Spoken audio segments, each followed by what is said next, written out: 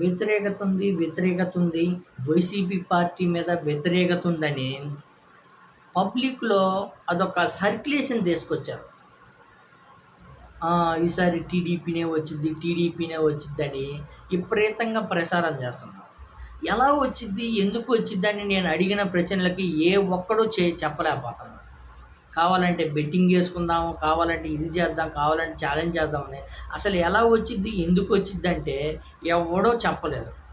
మళ్ళీ జగన్మోహన్ రెడ్డి గారు ఓడిపోతారు అన్నారు. ఎందుకు ఓడిపోతారంటే దానికి చెప్పరు. జగన్మోహన్ రెడ్డి గారు మంచి పథకాలు ఇచ్చారు, మంచి సేవా కార్యక్రమాలు చేశారు, మంచి అభివృద్ధిని తీసుకొచ్చారు, పెద్ద పెద్ద కంపెనీలు తీసుకొచ్చారు. అదేవిధంగా అన్నీ గతంలో ఏదైతే 14 సంవత్సరాలు చేయలేని పనులన్నీ ఇప్పుడు చేసి చూపించాడు జగన్మోహన్ రెడ్డి గారు అనంటే ఎవరికి అందరికీ ప్రతి ఒక్కరికి డైరెక్ట్‌గా అకౌంట్‌లో వేస్తున్నారు. లంచగొండితనం జరిగింది. లంచాలు, అవినీతి చాలా అంటే చాలా తక్కువైపోయింది.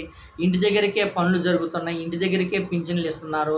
చాలా అంటే చాలా మంచి పనులు చేశారు. చాలా మంచిగా చేశారు కదా! మరి ఇంకెందుకు జగన్మోహన్ రెడ్డి గారు ఓడిపోతారు? నారా చంద్రబాబు నాయుడు గారు ఎందుకు గెలుస్తారనే దానికి ఎవరు సమాధానం చెప్పలేకపోయారు. పైపెచ్చి ఏమంటారంటే జగన్మోహన్ రెడ్డి గారు ఊరికే డబ్బులు ఇస్తున్నాడు. మా డబ్బులు తీసుకొని మాకే ఇస్తున్నాడు. మా సొమ్ము తీసుకొని మాకే ఇస్తున్నాడు. మీ సొమ్ము ఏంద్ర స్వామి? ఇదే సొమ్ము గతంలో ఇచ్చారా? ఇదే పథకాలు గతంలోనే పెట్టారా? గతంలో ఎవరైనా ఇచ్చారు? ఎన్ని పథకాలు ఎవరైనా చేశారా? ఎవరు చేయలేరు. జగన్మోహన్ రెడ్డి గారు వచ్చి ఇలా చెయ్యొచ్చు, ఇలా చేయొచ్చు, జనాలకి ఇది అందించవచ్చు అని చూపించిన జగన్మోహన్ రెడ్డి గారే కదా! ఇప్పటి వరకు భారతదేశ చరిత్రలో అవ్వాతాతలకి, ముసలోళ్ళకి, వికలాంగులకి, వికలాంగులకి, వృద్ధులకి ఇంటి దగ్గరికి పింఛన్ తెచ్చిన వాళ్ళు ఎవరున్నారా?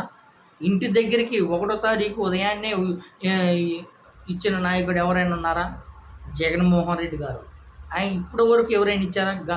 ఏదో సీనియారిటీ విజనరీ అని చెప్పుకున్నారు. మేము అది కట్టాము, మేము ఇది డెవలప్ చేశామన్నాం.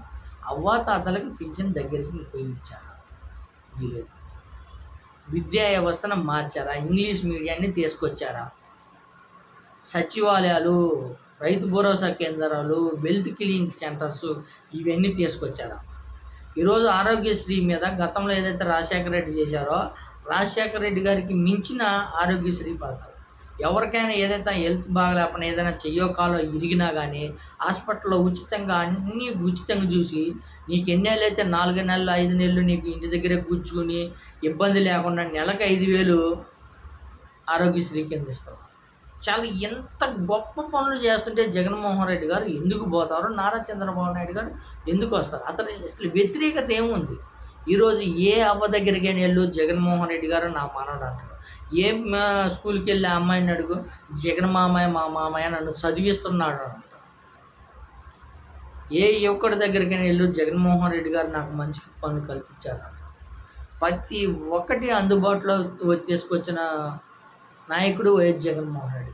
అట్లాంటి నాయకుడు రానంటున్నారు. మరి నారా చంద్రబాబు నాయుడు గారు ఎలా వస్తారో అని చెప్పమంటే ఏ ఒక్కరు చెప్పే విధంగా లేదు. తప్పుడు ప్రచారం చేసి తప్పుడు సర్క్యులేషన్ తీసుకురావడమే తప్ప మరొకటి లేదని స్పష్టంగా అర్థమైపోతుంది. 2024 ఎలక్షన్స్లో వైఎస్ జగన్మోహన్ రెడ్డి గారికి ఓటేసి, ఫ్యాన్ గుర్తుకి ఓటేసి జగన్మోహన్ రెడ్డి గారిని గెలిపించాలని మనస్ఫూర్తిగా కోరుకుంటున్నాం.